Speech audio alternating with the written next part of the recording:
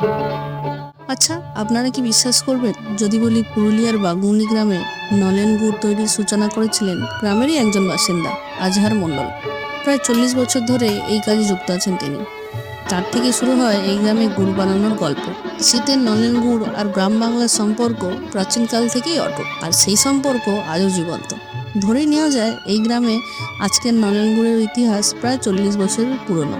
প্রায় ভোর 3:30 থেকে 6টা পর্যন্ত খেজুর গাছে রস সংগ্রহ করা হয়।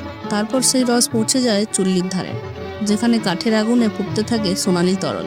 এখান থেকেই তৈরি হয় সুগন্ধি নলেন গুড় আর পাটালি। তারপর সেই গুড় গ্রামের স্থানীয় বাজারে এবং কলকাতার বিভিন্ন জায়গায় বিক্রির জন্য পাঠানো হয়।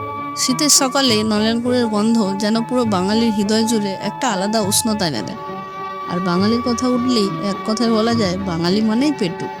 শীতের সময় নলেন গুড় দিয়ে তৈরি রসগোল্লা হোক বা সন্দেশ বা পিঠে পুলি, এসব ছাড়া বাঙালির জীবন যেন অসম্পূর্ণ।